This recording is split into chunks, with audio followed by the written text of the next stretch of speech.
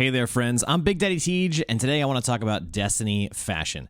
With Witch Queen just around the corner, everybody is going to be putting together all new looks to go into those inevitable campaign cutscenes that show off the headcanon that people have developed for their Guardian and then their own personal backstory. And we all know Destiny fashion plays a huge role in the community side of this game, and everybody is constantly trying to diversify their looks and create something totally unique to them that sets out to stun and impress their friends at the tower and beyond. This video is the first in a series that I hope will help to take new and veteran players into a little bit of Destiny fashion theory and what makes for a great look.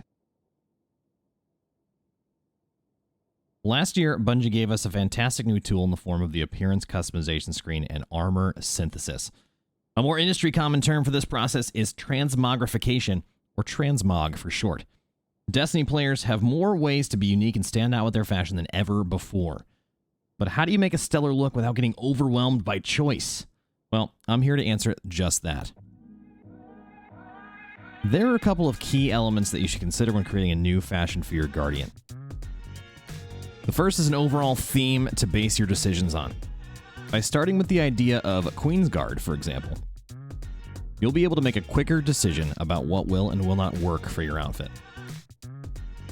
Your silhouette. This one's commonly missed, but it's important to think about the general shape of how you want your Guardian to look at the end, since it's easy to get 5 pieces of gear that you like, but maybe they don't have a lot of cohesion together. The third is, of course, a color palette. Destiny has a huge selection of shaders featuring many various textures and colors. Some of these alter how glossy your armor is or how dirty the fabric elements of your fashion will be. Without an in-game database separating those variations out, some of the best practice knowledge of this will come from experience, although there are a few consistent qualities of all shaders that will benefit you going into your selection. Shaders apply to armor based on a limited number of criteria that are typically determined by the designer of the armored Bungie. What that means is since shaders have 4 colors by default, the armor is pre-coded to place one of those 4 colors on a certain aspect of the gear. For example, most of armor will determine that a specific color will always be used to apply to fabric. This is most commonly found on Hunter and Titan class items and Warlock chest pieces. Let's take a look at my Titan. As you can see, I've used 5 different shaders to accomplish this fashion, and I've tied it all together via chitin slate on 3 pieces that all have fabric elements associated with them. In this case, all 3 of these pieces, the class item, the chest piece, and the gauntlets, pull the red out of chitin slate to use on any fabric textures. You can see that here in the chest piece, here on the gauntlets, and then of course all over the class item. But why not use Midnight Exigent or Lawful Neutral in those places? Well, they do not have a similar color or a complementary color that would go well on fabric. In the case of Lawful Neutral, it tends to make fabric into a beige color. And on Midnight Exigent, it takes fabric and turns it either shiny blue, if you can believe it, or yellow. It also doesn't really look that great on the chest piece. On the Peacekeepers, however, you get this nice, dark, rich black with some reflective chrome accents, and therefore makes it the best choice to match with chitin slate on both the chest piece and the class item. Some armor is not coded to use all of the colors from a shader. Instead, there are plenty of examples where only 1 to 2 colors will be applied. Hunter capes do this a lot for, well, obvious reasons. It's just a cloak. It's 1 color, 1 piece of fabric. And it will be important to search other shaders to see which ones best apply the colors you're looking for. For example, let's take a look at this Gensym Knight Casque. In this case, Reef Regalia is only using the topmost color from this particular shader square. And as we go down and preview various selections here, we're seeing that, of course, only 1 portion of this helmet is being shaded. Therefore, because it doesn't have multiple sections to place different colors on, we're only going to get 1 color from each of these shaders, most commonly seen here as the top color in the 4-piece selection. Some shaders have a hidden 5th color. This is more common than you realize once you dive into making Guardian fashion more frequently. Let's take a look at my Warlock boots.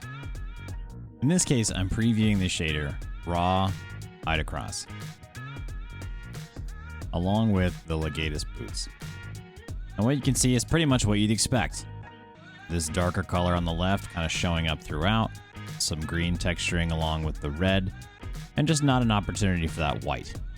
However, if I preview the Forbidden Visage boots, all of a sudden you get this crazy gold color out of nowhere, the hidden 5th color that just takes over the entire silhouette of the boots. This is an inexplicable part of doing the shader system in Destiny that nobody fully understands. But if you ever want to be C3PO, now you can use these to accomplish that look, I suppose. So how can you apply these tips for your next fashion game? Well, the answer is by adhering to my fashion philosophy, ECHO, which stands for exotic, chest, helmet, and hood, and outward from there. What I'm going to do is talk about how I made this Queensguard-inspired hunter using that philosophy, and hopefully that can help steer you guys in the direction of being able to have a good basis to start your next fashion right as we go into Witch Queen. For the longest time, I've wanted to make a fashion that really centered around the beauty of the default Oathkeepers gauntlets.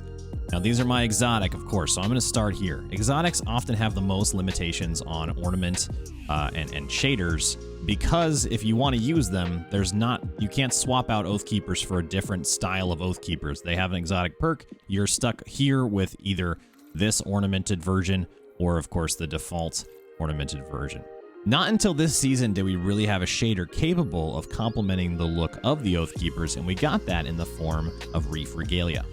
So using my philosophy Echo, I sat down to decide what kind of look I wanted to make, and I want to tell you guys how I got to this start. So keeping in mind the themes, I've already got a color palette nailed down. We're using the color palette from the Oathkeepers. Then, of course, I had to have a silhouette. So since we've got this kind of Tolkien-inspired elf texturing on the Oathkeepers and this very fantasy-driven look, this kind of steered me away from a lot of the sci-fi elements that Destiny's armor ornaments tend to have, and more into the fantasy side. I also know that because I use a female hunter, I wanted to keep it very slimline. I wanted to keep it very stealthy, very Awoken of the Reef, very Queensguard, and center it around somebody that Petravenge probably would hang out with. So keeping those elements in mind, I've got a silhouette in the back of my head, I've got a color palette I want to stick with, and I've already chosen the first of the Echo process in the exotic. So moving on from there, the next most noticeable piece of gear worn by your Guardian at any time is your chest piece. This is particularly true with Warlocks, given that most of the armor that Warlocks wear is shown in the chest piece portion. But even on Hunters, when you go to inspect someone's Guardian, typically you'll notice the exotic first, whether that's to research your opponent in PvP, or just to see that mostly unique armor piece that's standing out on the Guardian in the wild. And then, of course, from there, you go to the center mass of your Guardian with the chest piece. So I thought to myself, what chest piece would really complement the look of the Oathkeepers? So again, thinking about being kind of focused on the Queensguard elements of this, looking for something that would take the Reef Regalia shader well enough to demonstrate both the deep, rich magenta and some of that gold from inside the gauntlets. I chose this chest piece, the Empyrean Cartographer vest.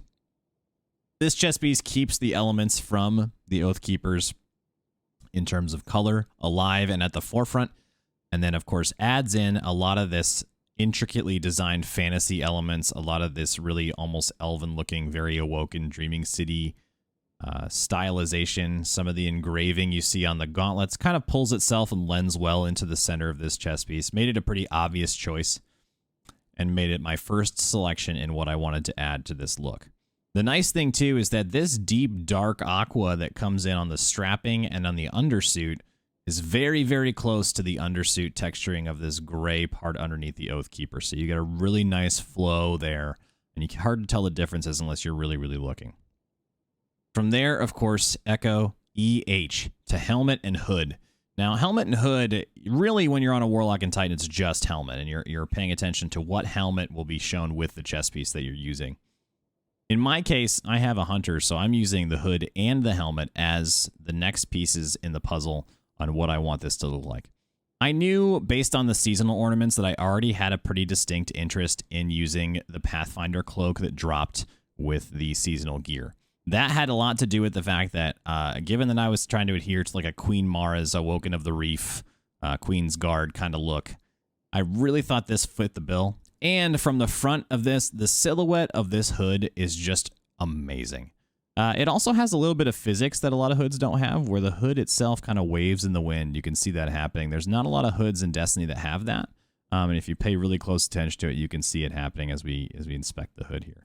On top of that, it does play extremely well with shaders. This is one of the rare examples where a cloak uses multiple colors to be more dynamic, and that's given that there has these golden elements here, this metal element on the center back, and then, of course, the trimming on the front of the hood, all able to apply different colors. The design of this armor, really, really good stuff. Love that. Compliments to the chef on that one.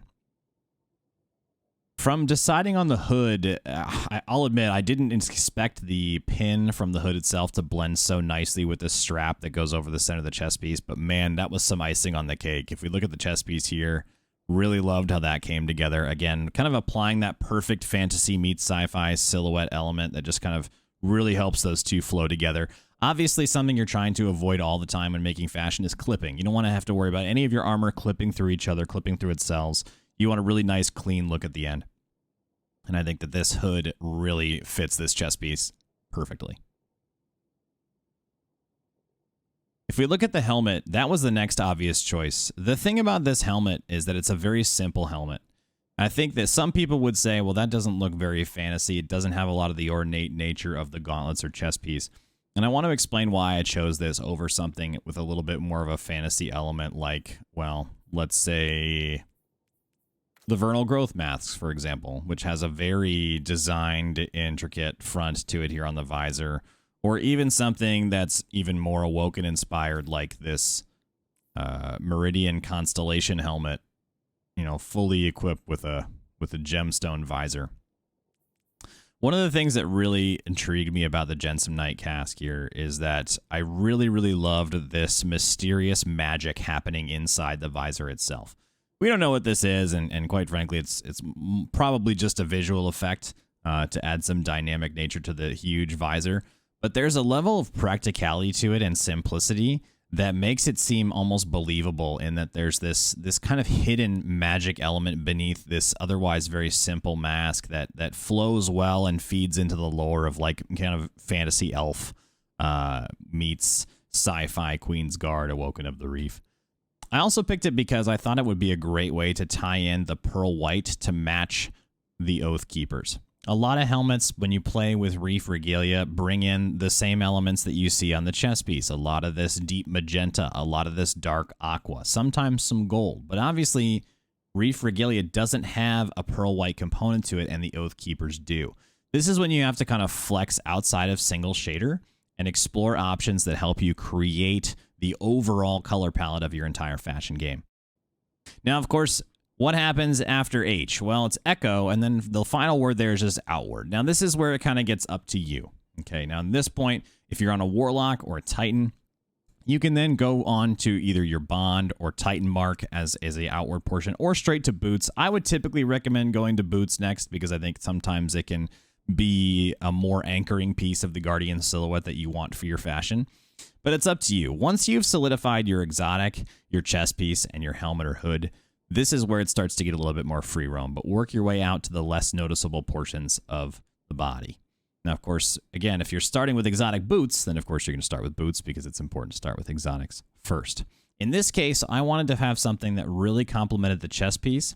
My own personal choice is I try to avoid using pieces from the same set. I find that oftentimes you can get some much better results if you're willing to explore outside of single sets. Destiny has repeated several themes throughout its life, including sci-fi and fantasy elements that otherwise, you know, would have been limited initially, but now that we've had so many armor ornaments and so many different styles drop, it's pretty easy to find things that complement each other and fit into a similar theme. These boots, I think, really complement the chest piece and overall Awoken of the Reef, Tolkien elf kind of inspiration that I'm drawing here. The shader plays extremely well with the pants, bringing in some of that magenta in the fabric here that you can see again in the gauntlets, and also into the knee pads here, getting that gold in. Also along the side of the knife, which I think is just a really nice fantasy touch, a dagger in space. And then these boots giving a nice leather texture here.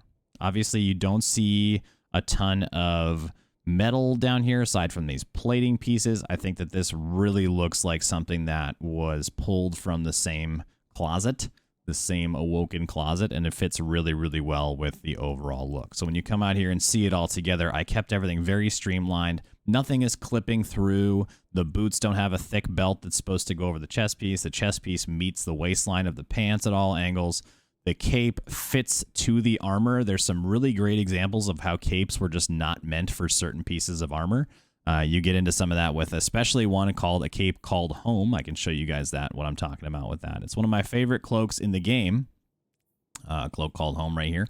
But the problem with it is that if you don't have a big, broad chest piece, you get this really interesting little V shape of negative space here where the scarf just doesn't fill in the portion between the cape and the armor. So from the front, it looks okay, and you can kind of make it up in your mind, but you see there's even a shadow here from the lighting that shows that there's a gap, and anytime you see the side profile, you can see that it's kind of hovering over the chest piece. So again, a beautiful cloak that I think works with certain armor pieces, but it's important to note that sometimes the armor won't fit the silhouette the way you want it to. So for this one, Pathfinder's cloak absolutely works great with this chest piece, flows super nice into the boots. And then the color palette of Reef Regalia plus on the helmet, the use of Bitterpearl was really able to tie in the whole look together to give me this very Awoken of the Reef vibe. Outside on my character, I furthered that cause by adding the Wishender bow and bringing that white in just one more place, along with the gold that adorns the ends of the Wishender and in its little key bits here. And that way, once you're looking at my Guardian on the character screen, which is where most people will see the inspect, if fashion is your focus, this is an opportunity to really pull together something that looks totally cohesive and hopefully impresses everybody who looks at it. So this was the first in what will be a series of videos going over the process by which you can create outstanding Guardian fashion. I'm going to be going over multiple themes, multiple classes. We're going to take a look at the Warlock and the Titan and the Hunter, all adhering to various sci-fi, fantasy, character-inspired elements. And I hope that you guys enjoyed this video. If you did, don't forget to leave a like, subscribe to the channel. Also, I'm a Gfuel partner, so next time you want to restock or try a brand new flavor, feel free to use code Teej at checkout for a discount there. My social media and Discord links are here on the channel if you want to get more involved with my personal community. And of course, I'll see you out there in space. I've been Big Daddy Teej. Have a great, great day.